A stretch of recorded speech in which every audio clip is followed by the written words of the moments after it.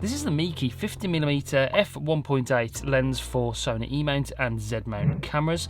Now, even Jared Polin said it recently. He's one of the biggest photography YouTubers. If you haven't followed him, go and check him out down below. I'll link his channel down there. Even he said recently that cheap lenses, or cheaper or less renowned manufacturers of lenses recently have become, well, they've become really, really good, and this lens is no exception. This lens I've been using on my Sony ZVE1 over the last few weeks or so, and I've got to say, I've been absolutely blown away by the quality of this lens compared to other lenses on the market. Now, someone who uses Sony lenses at the moment. I've got the G Master 24mm, I've got the G Master 90mm, I've got the 35mm lens from Sony as well, the f1.8, and those lenses are all absolutely amazing. This is 24mm you're looking at now, but this really does stack up, and it does compete with those lenses on image quality, autofocus, accuracy.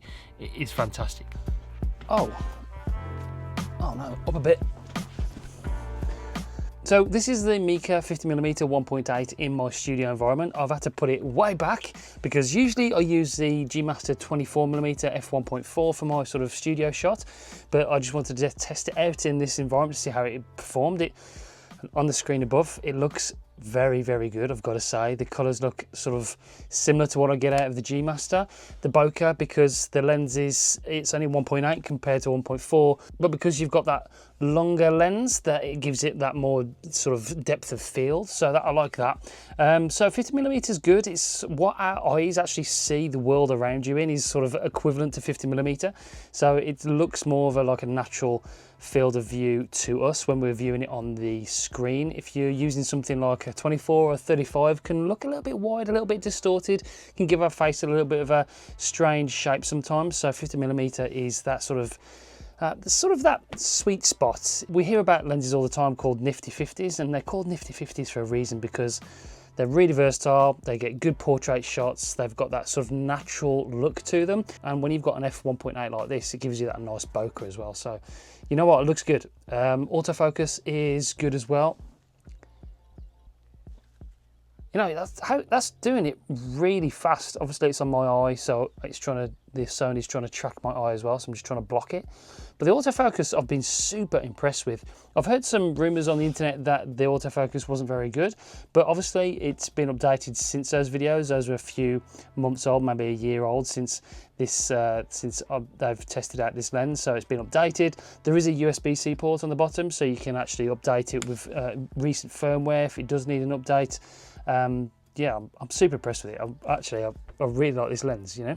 It's a really good lens. So for $150, that's right, $150, £150 in the UK, this is an absolute bargain. I'm going to let the images speak for themselves. I've been taking some photos now. Just bear in mind that the Sony ZVE1 isn't really a photography camera. It does take decent photos. It's only 12 megapixels.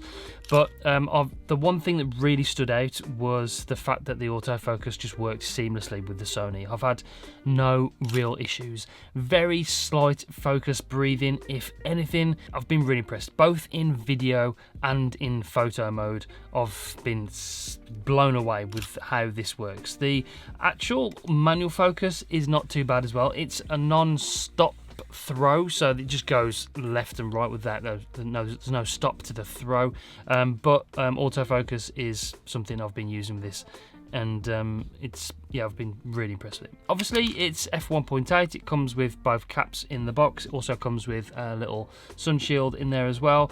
It has a 58mm thread on there, so I have been using with a step-up ring my ND filter, so that is something I did use for video. Obviously out and about, I want to shoot wide open with keeping that shutter rule, so that's what I do with that.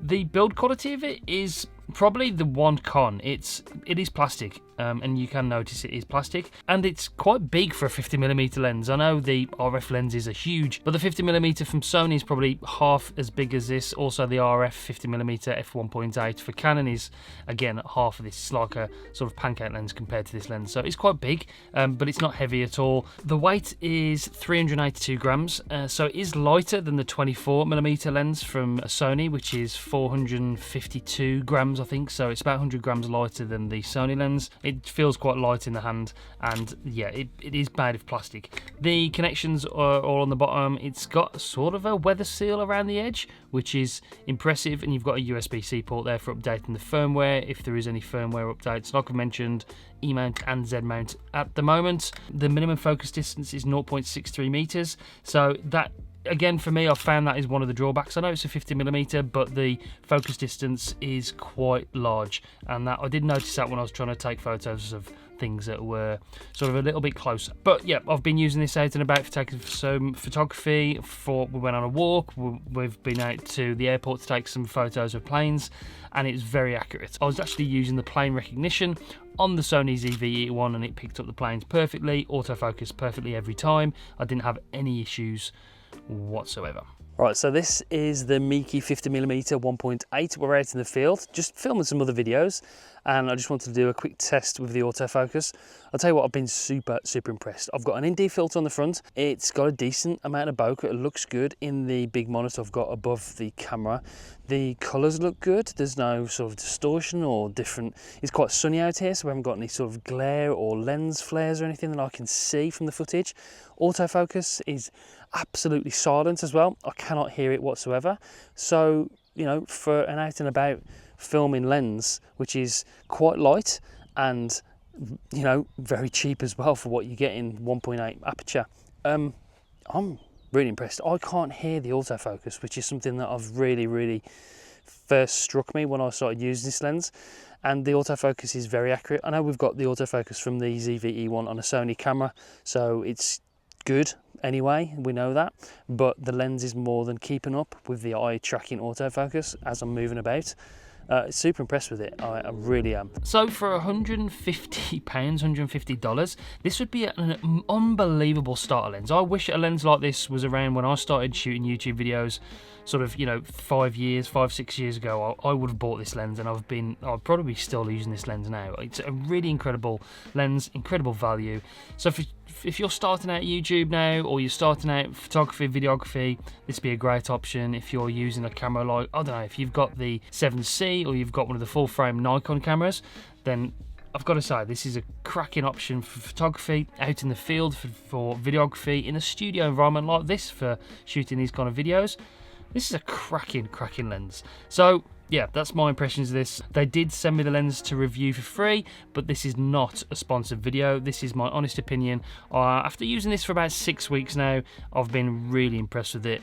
Yeah, fully recommend it. If you do want to grab one, there will be a link in the description down below. That will be an affiliate link, but I can't recommend this lens enough. Okay, that's it for this one. If you want to check out this video over here, you might like that one. And if you like these kind of videos, you might like this one over there as well. Make sure you subscribe and press the bell so you don't miss any future uploads. I'll see you on the next one. Bye.